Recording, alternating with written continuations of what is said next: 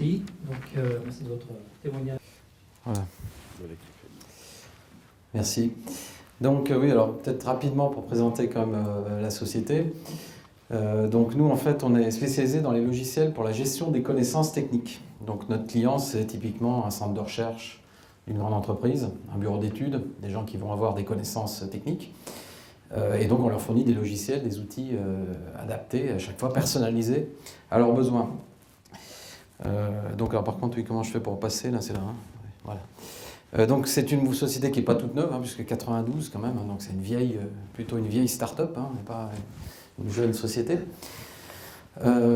Et donc voilà, notre métier c'est capitaliser, structurer des connaissances pour notre client. Donc évidemment il y a une partie service, mais on est surtout éditeur d'un logiciel qui s'appelle Tixma. Donc là vous voyez en France, un peu les trois bureaux maintenant qu'on a, donc Paris, Grenoble est le siège, évidemment, société grenobloise. Et donc on a aussi maintenant un bureau à Toulouse, parce qu'on a beaucoup de clients dans l'aéronautique. Donc ça, on a fait ça cette année. Et puis à l'international, ça c'est un projet qu'on a commencé en 2008 à peu près. Donc bon, alors au départ évidemment, on s'est entouré de consultants, on a fait un peu des études de marché, on a réfléchi, etc. Et puis en fait, la Chine sortait comme à peu près le plus mauvais pays. Alors bon, comme quoi il faut aussi se fier pas que à la réflexion. Après, je ne dis pas qu'il ne faut pas travailler avec des consultants, bien entendu, mais on est consultants nous-mêmes, donc on ne va pas dire du mal. Mais par contre, voilà, il se trouve qu'après, il y a toujours, je pense, un petit mix entre stratégie et opportunité. On avait une personne de l'entreprise qui est partie en Chine, travailler un peu là-bas, regarder ce qui se passait. Donc ça a été aussi l'opportunité. Donc je pense que derrière, ça peut être intéressant de suivre aussi l'opportunité, pas uniquement évidemment le fait que la Chine n'était pas forcément le pays le plus facile. Et bon, effectivement, on a commencé par la Chine. Entre-temps, on a une petite équipe aussi en Inde qui fait du test logiciel. Mais enfin là, c'est pas, on ne vend pas de logiciel là-bas, c'est difficile, je pense, de vendre des logiciels là-bas. Enfin, en tout cas pour nous. Et puis l'Allemagne, pour l'instant, on n'a pas encore vraiment de point. Là, Finlande, Belgique et Allemagne, c'est plus des distributeurs, mais l'Allemagne, on y travaille aussi. Donc c'est la prochaine étape, entre autres avec la société Cadena qui s'y présente. Donc là, voilà, là, quelques clients aussi, pour que vous voyez la clientèle, ce sont des grands groupes, nous, des grosses sociétés.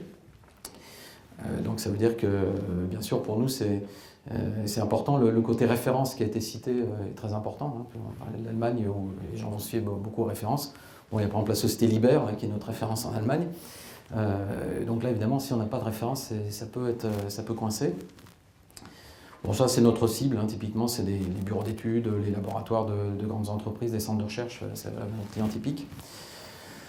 Donc, alors, comment on s'y est pris au niveau international? Donc, déjà, pourquoi on y allait? Donc, pour nous, comme on travaille beaucoup pour les grandes entreprises, il y a un problème de taille critique. Notre société est relativement petite, on a 30 personnes aujourd'hui en France.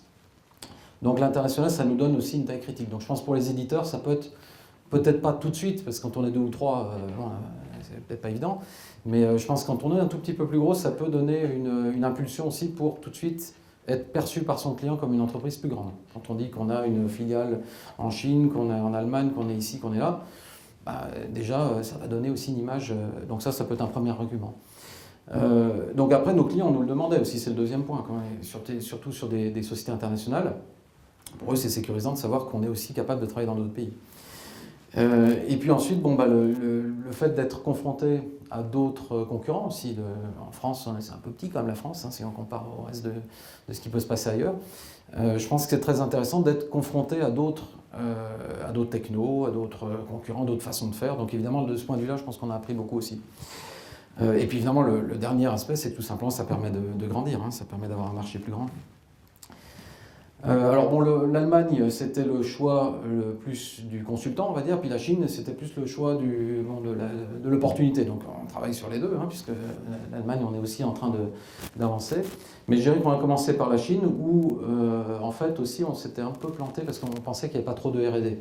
Il faut dire aussi en 2008, les choses vont très très vite là-bas. Aujourd'hui, il y a énormément de R&D là-bas, malheureusement pour nous. Français, mais par contre, du coup, il y a des opportunités pour nous. Après, ce qui a été dit aussi dans le premier exposé sur l'international, on a dû adapter énormément notre offre. Donc en Chine, clairement, on n'a pas vendu de la même manière, pas le même produit, enfin, il n'y a presque rien en commun, si ce n'est notre logiciel quand même. Notre logiciel, c'est le même. Mais tout le reste, ça a dû être énormément adapté. Sinon, je pense qu'on n'aurait pas pu, si on avait essayé de faire la même chose qu'en France, ça n'aurait pas marché, hein, ça c'est sûr. Alors comment on s'y est pris en Chine? Donc je pense que l'un des grands avantages quand même de la France, c'est qu'on paye pas mal d'impôts, mais du coup ces impôts peuvent être convertis sous forme de financement public. On a quand même la COFAS, Ubifrance, Oseo, les IDECLIC, la région Rhône-Alpes, on a toutes sortes d'aides publiques dont on a pu bénéficier, enfin, en condition de monter les dossiers. Et donc, bon, je pense qu'au niveau du financement, finalement, même pour une petite boîte, un petit éditeur, c'est pas vraiment bloquant. Je ne pense pas que la trésorerie, notre trésorerie n'a pas été impactée par ces projets internationaux. Donc, ce qui était quand même important, parce que la trésorerie, une petite boîte, c'est quand même toujours un peu critique. Donc voilà, là, on a quand même, je pense, en France, un avantage. Si on compare aussi par rapport aux autres pays, on est pas mal par rapport à ça. On a quand même beaucoup d'incitation à aller à l'international. Donc les 2007, donc, il y a eu l'envoi d'un VIE, donc d'une VIE en l'occurrence, qui est devenue après maintenant c'est notre general manager là-bas, donc c'est elle qui dirige la filiale qui existe maintenant là-bas où il y a 20 personnes. Et puis entre-temps, bon, ben voilà un peu la montée en charge hein, avec des embauches, des premières ventes, des premiers clients, etc. Donc entre-temps d'ailleurs on a 2 autres VIE qui sont les VIE, bon ça peut être une formule, pour la Chine je pense que c'était pas mal. Pour l'Allemagne, on est moins avancé, puisqu'en fait, on a commencé plus, et ça, je crois que ça a été très bien dit aussi, il faut être patient, on ne peut pas aller trop vite, hein, il faut se laisser le temps de bien comprendre, faire son étude de marché. Pour l'instant, ce qu'on a fait, c'est une sorte de roadshow dans 5 villes allemandes, participation à des salons, rencontres comme ça, de séminaires, présentation un petit peu de nos produits. Mais on ne s'est pas encore lancé dans des opérations d'envergure, et je pense qu'on va aller tout doucement, hein, il faut être toujours prudent, hein, quelque part. Enfin, moi, j'essaie de l'être. Donc, plutôt que d'investir massivement en se disant que, même si je suis persuadé que l'Allemagne peut être un marché, évidemment, pour nous très, très, très fort, hein, puisque des centres de recherche pour l'industrie, puisque c'est ça notre cible, il n'y a que ça en Allemagne, hein, il y en a 3 fois plus qu'en France. Donc, le marché sera 3 fois plus gros. Maintenant, il faut être prudent, la concurrence, n'est pas la même. La façon de voir, par exemple, la segmentation du marché n'est pas du tout la même. Il fonctionne plus par branche.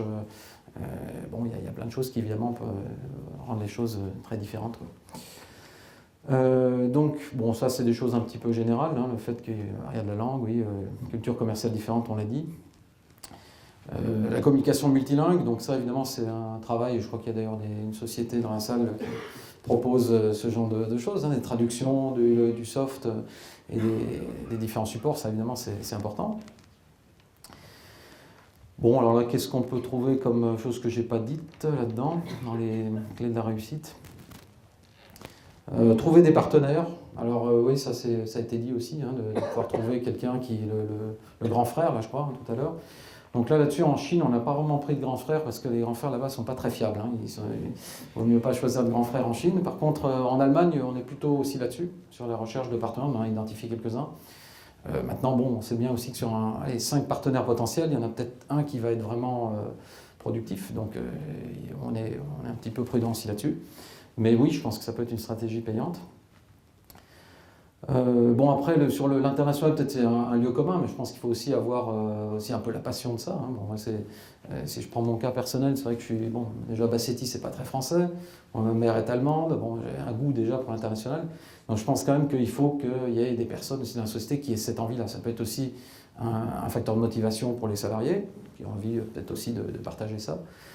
Mais bon, il faut qu'il y ait quand même cette impulsion-là. Si on n'a pas forcément envie d'y aller, voilà. Moi, je pense que c'est peut-être vrai d'ailleurs pour l'entreprise en général, il faut qu'il y ait de la passion, quoi. Si on n'a pas envie de faire les choses, faut pas les faire. Donc oui, je pense que le facteur clé de succès, c'est aussi la passion. Bon, voilà. Donc,